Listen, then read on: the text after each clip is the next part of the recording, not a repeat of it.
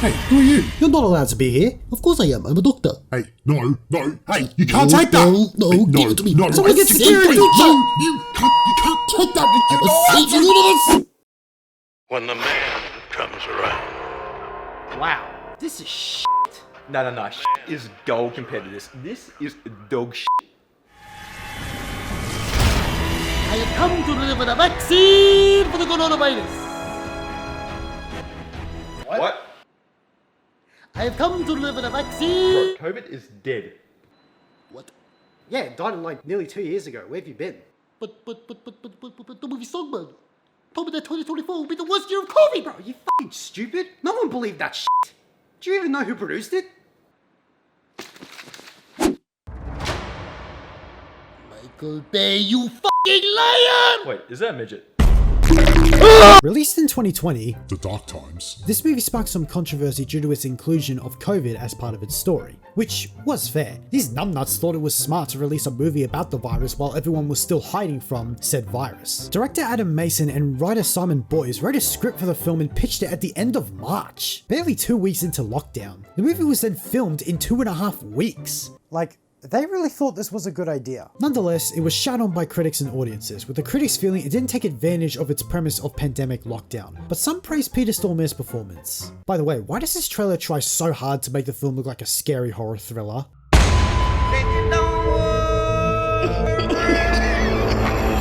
I'm trying to save the one person left in my life that matters to me. When really it's just a drama romance? Dramance? Is that even a word? Oh well, it is now. Like, look at these comments for the trailer. I hope they're talking about the trailer when they say coming soon. Does anybody remember Corona just being a drink? The fact that this movie's trailer came out only a few months after the film itself was confirmed makes me wonder if its script was ever revised. Quarantine camps. They aren't even trying to hold back their heavy-handed symbolism. This would be like releasing a 9/11 movie between the planes hitting and the towers collapsing. Holy shit! Songbird follows a cast of characters as they struggle to live through the lockdown in 2024. With COVID-19 now mutating into COVID-23, we mainly follow a couple who are obviously restricted to be near each other, as one fights to save the other. We also focus on other subplots that intertwine with this along the way. Now, I've watched this film too many times, and while it's not a painful watch, it's still forgettable and pointless. I was acting. So what did I like? Well, I like the cast. There's KJ Apa, Sofia Carson, Craig Robinson, Peter Stormare, Alexandra Daddario, Paul Walter Hauser, Bradley Whitford, and Demi Moore. Wait, Demi fucking Moore? How the fuck did you get Demi Moore to say yes to this? Anyway, the acting in this movie is actually pretty decent. Everyone is definitely trying with the material that they are given, especially Stormare. I kind of like the two leads. I just wish their relationship was better established, but I'll get to that. I like Dozer, being a former military guy and having to live in his home even before the lockdown started. I also like his kind and gentle friendship with May and their conversations. You miss it, Dozer? The way things were? I was on lockdown long before it was fashionable. When I got back from the ward, people didn't want to talk about it. Somewhere down the line, I just stopped going out. You're pro at lockdown. Is it as bad as it seems out there? It's worse. It's way worse. Lester's fine, I guess. There's nothing really interesting about him, except he has the best fucking ringtone I've ever heard. Answer the phone. Answer the phone. Answer the phone. Answer the phone. Answer the. That's just gets. That's just fucking gold. Peter Stormare is bizarrely entertaining as Emmett, the head of the sanitation department.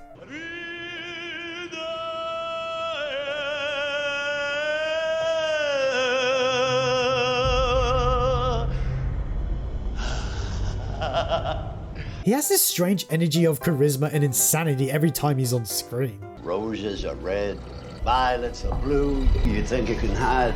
I'll find you. Like, this man is acting more like a scummy crime boss than a corrupt leader of a department. You know what I love about smoking? It's nice to know there's something out there that still can kill you. I mean, what's wrong with you? You could have the whole fucking world. And remember, stay safe, sane, and sanitized. He's probably the best thing about this film. I say probably because it's weird how Stormare is giving this much effort into his role in a movie like this. Oh well, you know what they say, go big or go home.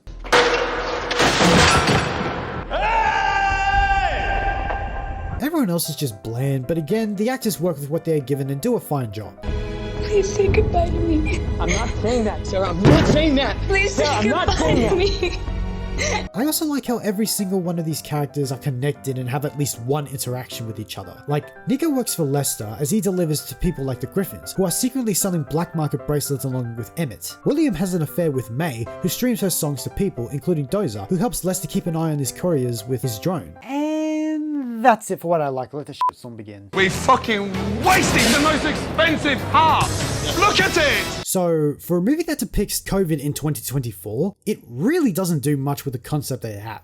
I know they made it during lockdown and were limited, but that should be reason enough to why they shouldn't have been made in the first place. The film is short with a runtime of 84 minutes, and it crams in so much ideas that it's not able to explore them enough. I like the idea of a couple falling in love within quarantine, but we don't get a scene of them showing how they first met, and there really should have been. All we have is this.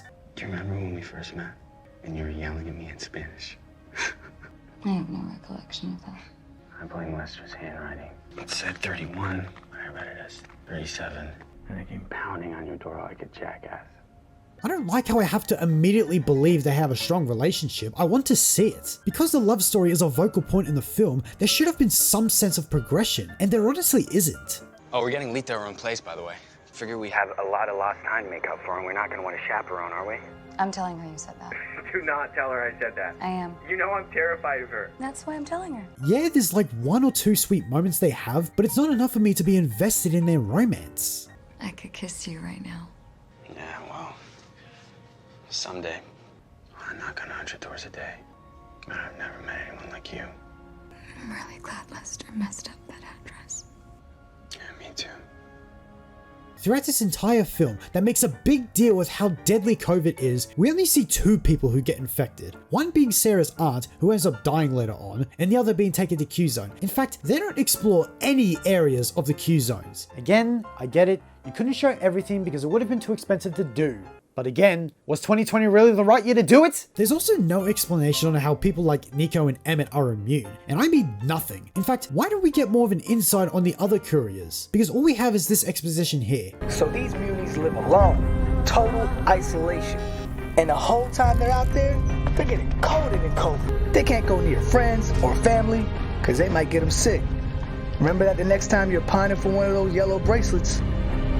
If there's other people who are immune, shouldn't there be scientists checking these people and making a cure out of them? I know that sounds messed up, but this is a movie trying to tell me that it's 2024 and there is still no cure or even a vaccine for this virus. So if anything, the government hunting down immune people would be really f***ing interesting. Also, why is this movie called Songbird? Why? Just why? What does it relate to? Is it these birds drawn on walls? What do they mean? Does it relate to May because she sings in her streams? If so, why isn't she the protagonist? She already has a good friendship with Dozer, and her affair with William kind of adds more to the feeling of being trapped. Wait, holy shit, that would have been a better story to focus on! Think about it. A struggling singer who gets stuck in lockdown has an affair with someone to keep herself entertained, but meets someone else she can relate to and starts to get tired of the affair. He keeps doing this weird dance with me, like somehow things are gonna be different or somehow things are gonna be the way that they were, but nothing is ever going to be the same. I'm lonely, you know? Oh, well, this is nice light conversation. I don't know why I'm telling you all of this. You can still have it set during the pandemic, but have it focus on themes of isolation, control, or hell, even romance. A romance between these two would be a hell of a lot more interesting than this. Wait, why am I trying to find reasons for this movie to exist? The editing in this film is just ass. I know, it was edited in such a short amount of time, but A, this movie shouldn't exist in the first place, and B, it doesn't change the fact that this editing is shit. And because it was edited so quickly, these scenes end up feeling both empty and too quick. Sometimes they end up using the same shots for later scenes. If you attempt to leave your home, you will be shot on sight.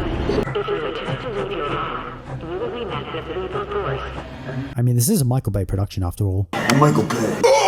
It's also poorly edited visual and context-wise, if that makes sense. I'm referring to the way they show how these scenes play out. One of the worst examples is in this scene, where Nico tries to escape Emmett and his men. The way it shows Nico and the troopers running from one place to another is so quick and so abrupt. And it doesn't help that the cinematography is so shoddy. Then there's this random stranger who helps Nico escape. These racquetball schmucks like you don't need to live that. I'm drawing a line in the sand. I let you go. And you know what's funnier? He's only on screen for at least 1 minute and 30 seconds. I timed it. He is literally a deus ex machina for Nico to escape. It's hilarious. What are you doing? I'm staying. Head downstairs. That'll get you back to the elevators. Stay safe, Pilgrim. I'm rooting for you. Anyway, the editing is just annoying, which again is a result of the film being rushed. There's also some issues with the writing side of this film. Like the virus itself, they really don't bother to explain the rules of this world. The most obvious one is staying in their homes, but also they must use a virus check app to see if they have the virus, because if so, you're taken to the Q zone. Okay, what? If someone has the virus, does it really matter if they're still isolating? Like, what's the fucking point of isolation if you're gonna take them for having the virus anyway? You see, this is why we should have got more of an insight of the Q zones, to understand why they do it. How about this scene? Sarah passes her check, but her grandmother fails and later dies. No, they can't. You're not sick. You know how this works, Nico. If she's sick, I'm sick. Yeah, but you passed the virus check. If you were smart, you would have tested her first, then you. That way you would have realized that you yourself are immune. Yeah, that happens apparently. Also, I do not understand these sanitation devices. UV sanitation complete. Oh my god. If they're used to clear any sort of contagion, why haven't they made a chamber like this for people 4 years into quarantine? Again, never explained. Piper and William are so dysfunctional with each other that I wonder why they're even married in the first place. Piper, I told the kid to go away. I'd like to know how he knows about us. Well, why don't you do it? Why don't you I'm find so out? sick of cleaning up your shit. There's no interaction between William and his daughter. Like, she has autoimmune disorder and he barely gives a shit about her. I just don't understand why he's motivated to have an affair while he is working with his wife on selling these black market bracelets. Oh, you think I care that you're screwing someone? No, this is about Emma. What chance does she have if she gets this thing? I don't know, Piper. What chance do any of us have if we get this thing? The film gets messier in its third act where everything resolves. Like when Sarah realizes she's immune, it doesn't matter because Emmett arrests her anyway. If that's true, then let me go. I'm so sorry. That's not how it works. Take her! What? What do you mean? Again, the rules of this world are not explained. I hate the way Emmett is killed. Where's Sarah? You won for joining her. Like, if Stormare's gonna give effort into his performance, then he deserves a satisfying death. They don't do that. It's nice to know there's something still out there that can kill you. This scene where Nico rushes to save Sarah just doesn't make sense. There's no reason these guys wouldn't shoot him as he's running. He secretly puts a bracelet on Sarah, points it out, and everyone is just like, You got a bracelet! Are you shitting me? You're telling me no one thought to stand up and say, No, she didn't. Also, Sarah was in that truck for how long without a bracelet and no one picked up on that? Even then, they just happened to have a computer with them just in case someone with a bracelet was present. Like, f*** off. Oh, whatever, we need a happy ending. Speaking of an ending, I'm confused to whether the movie's trying to tell me that the virus has ended and everyone is free to leave, or they're still isolating but cling on to hope. It's been 3 months. Feels like 3 years. And the air out here, you wouldn't believe it. I can breathe again. I hope that one day we can open our doors, walk outside, and get back to the things we love. And whatever you decide to do with what's inside, promise me one thing. Don't ever give up. Is this a happy ending or a sad ending? It's an ending, that's enough. Yeah, this movie's pretty dog shit. I've watched it too many times in preparation for this video, but the more I watched it, the funnier it was to just shit on it. It's way too short for a movie about global pandemic, leaving a lot of the ideas lost or unexplained. The characters are mostly bland and boring, the editing and cinematography are shoddy, and the plot just feels half-baked. The only thing this movie has going for is its acting. Again, the actors try with what they are given, but the biggest problem with this movie is that it just did not need to be based around COVID. If they really wanted to make a movie about global pandemic and release it during a global pandemic, then they should have made it about something else. Like, the relationship of May and Dozer maybe. That way this movie could have been a subtle reminder that we were locked up, but we do what we had to do. But because COVID was involved and was a vocal point in its story, it was like they were trying to scare everyone. In fact, who was this made for? Did they really think people wanted to watch a film like this at the time? It tries to be a big film with a lot going on, but ends up feeling lifeless with its limited production. And it tries so hard to scare everyone with its concept, and it ended up pissing off people instead. In the end, this movie is just bad and feels insulting. Now, if you'll excuse me, I'm going to enjoy the rest of my Christmas holiday. And remember, stay safe, sane, and sanitize. That's so f***ing stupid.